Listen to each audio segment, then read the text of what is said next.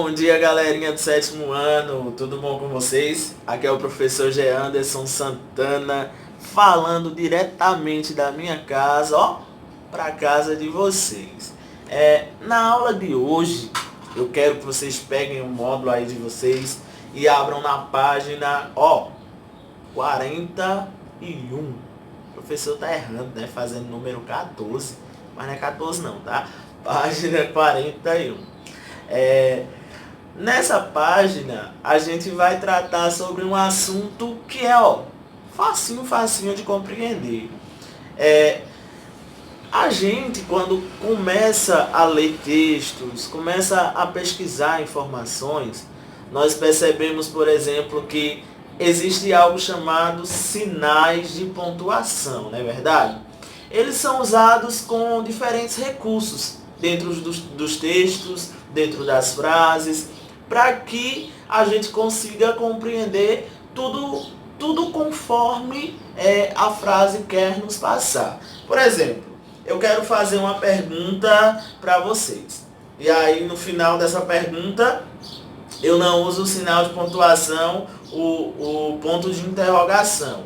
Então, será que vocês vão compreender que ali é uma pergunta, se eu não utilizo esse ponto? Então, é por isso que é necessário e extremamente importante que a gente tanto conheça quais são os pontos e também os sinais de pontuação, e também sua funcionalidade dentro dos diferentes textos. Hoje nós vamos falar de dois sinais de pontuação muito comuns. O primeiro é o uso dos parênteses. No segundo momento, a gente vai falar sobre o uso das aspas, beleza? Então, gente, na língua portuguesa, os sinais de pontuação, eles assumem diferentes funções, como eu já falei. Logo, com os parênteses não é diferente. Eles têm dentro das frases, dentro dos textos, funções a desempenhar. A primeira delas, é acrescentar uma informação ou explicação, ou ainda complementar algo que já foi dito. Como assim, professor? Ora, analisa comigo essa seguinte frase. Eu farei uma festa de aniversário domingo que vem. Aí, por exemplo, quando eu coloco essa oração, eu farei uma festa de aniversário domingo que vem, às vezes algumas pessoas podem não compreender que dia é esse domingo que vem, se eu não especifiquei o número. Então, olha o que eu posso fazer. Após colocar lá, domingo que vem, eu abro o parênteses e coloco 7 de junho de 2022. Por aí, nem sei se vai ser domingo, 7 de junho de 2022. Depois olhem aí no calendário de vocês e comenta aqui no vídeo, tá? Para corrigir o professor. Gente, um outro exemplo do uso dos parênteses ainda sobre complementar uma informação. Por exemplo, quando eu coloco lá na prova assim, complete a frase com o verbo indicado entre parênteses. Sei lá, digamos que eu tenho uma frase assim. Ontem, Joãozinho, tracinho, muito. Aí, abro parênteses e coloco o verbo cantar. Veja que esse verbo traz uma funcionalidade para essa oração, para essa frase, tá? Poderia ser qualquer outro verbo, mas eu quero que vocês completem com o verbo cantar. Então seria, ontem Joãozinho cantou muito. Eu usei o que estava entre parênteses para complementar lá, algo que estava faltando. A segunda regrinha agora sobre o uso dos parênteses é que ele é usado para marcar alternativas de palavras. Como assim? Falando ainda sobre prova, eu poderia colocar lá o seguinte, marque a alternativa correta sobre o uso das aspas.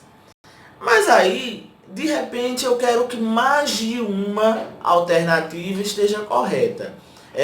A gente sabe que é rotineiro ter só uma alternativa certa, letra A, letra B, tal, letra C, mas agora eu quero que tenha mais de uma alternativa certa. Então eu posso colocar assim, marque qual, abro parênteses e coloco quais, então pode ser mais de uma, alternativa, abro parênteses, coloco S, para a gente ter uma noção de que pode ser também alternativas.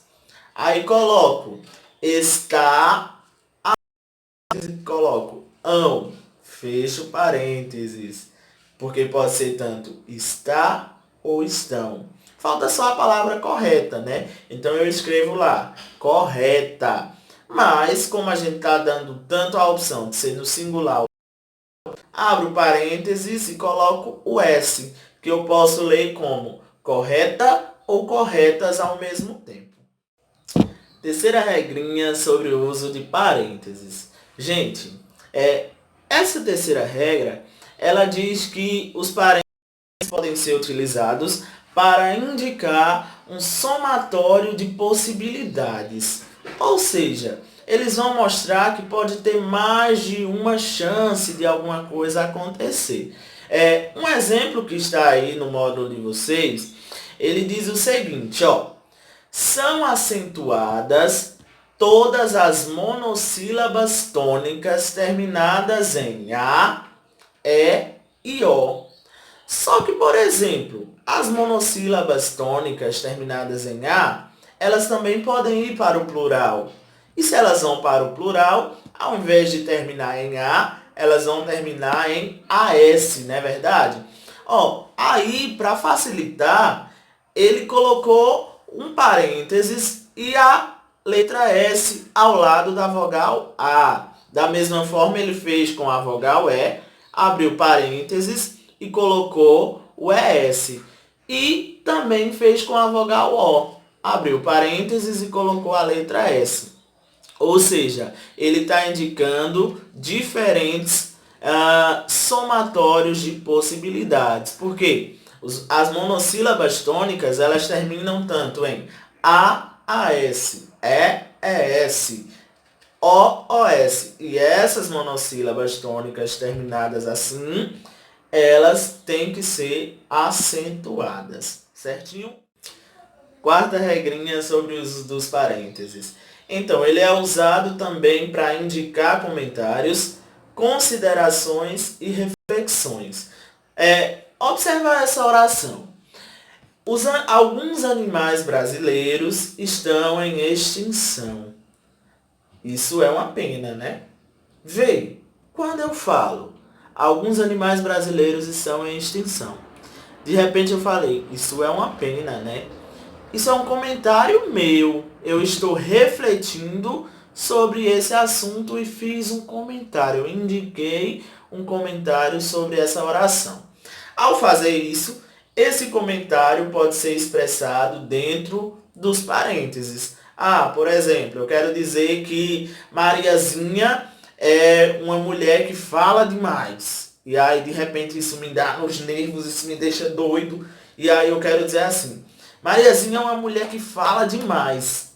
Abro parênteses, que chata. Fecho parênteses. Veja, aqui eu acrescentei um comentário sobre a atitude de Maria.